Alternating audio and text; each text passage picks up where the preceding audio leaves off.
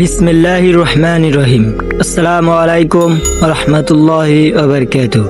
Hello বন্ধুরা, সবাই কেমন আছেন? আশা করি সবাই ভালো আছেন। আজ আমরা এমন এক নবীর জীবনের ঘটনা জানব যার জীবনে ছিল কষ্ট, পরীক্ষা আর ধৈর্যের এক অসাধারণ উদাহরণ। তিনি হলেন হযরত ইউসুফ আলাইহিস সালাম।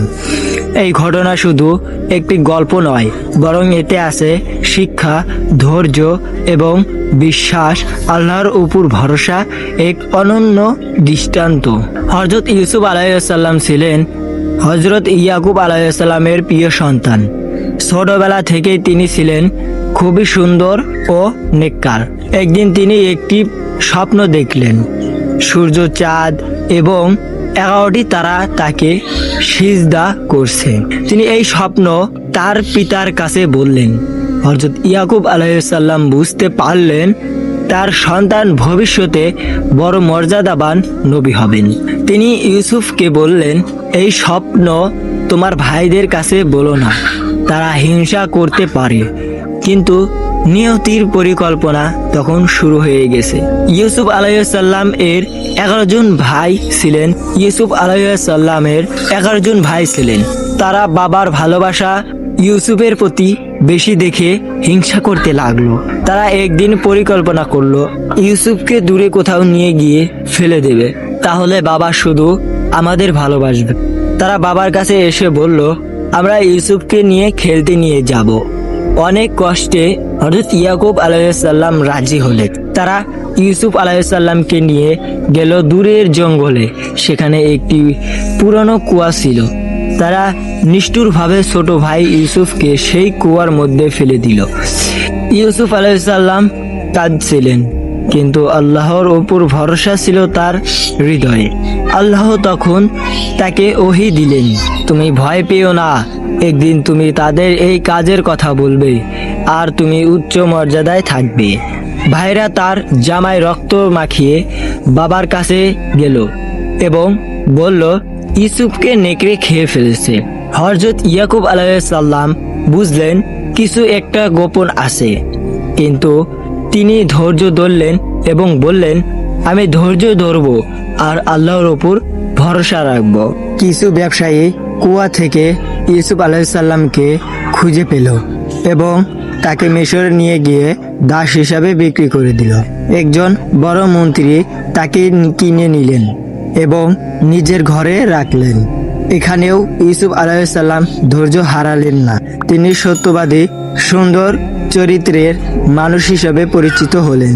মন্ত্রীর স্ত্রী জুলেখা ইউসুফ আলাইহিস সালাম এর সৌন্দর্যে মুগ্ধ হয়ে তাকে খারাপ কাজের দিকে ডাকলো।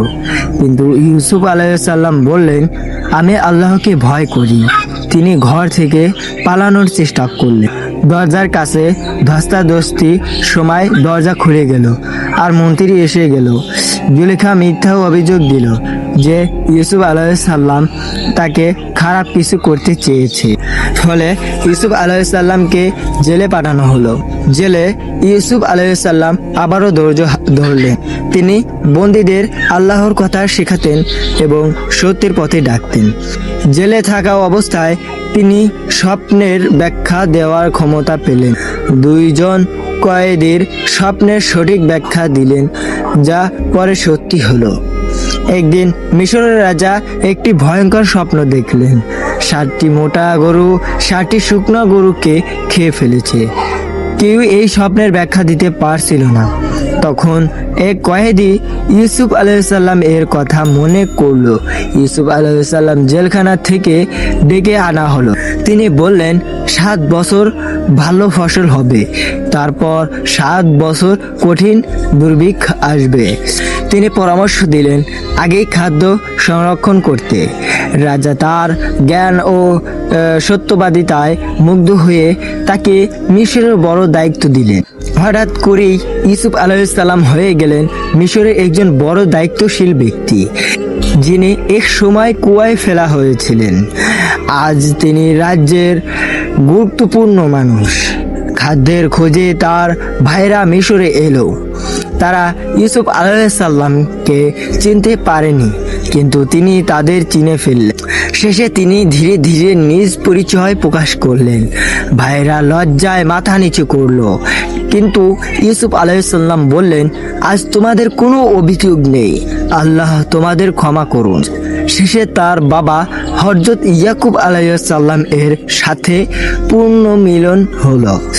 বহু বছর পর বাবা ছেলের চোখে পানি আর আনন্দ একসাথে মিলিত হলো। এই ঘটনা থেকে আমরা যা শিখলাম, ধৈর্য কখনো ভেঙে ফেলা যাবে না। আল্লাহর পরিকল্পনা সব সময় উত্তম। হিংসা মানুষের জীবন নষ্ট করে, ক্ষমা করার মহৎ কাজ, কষ্টের পরেই আসে সফলতা। হযরত ইউসুফ আলাইহিসসালাম এর জীবন আমাদের শেখায়, যত বড় বিপদই আসুক আল্লাহর ওপর ভরসা রাখলে শেষটা অবশ্যই সুন্দর হয়।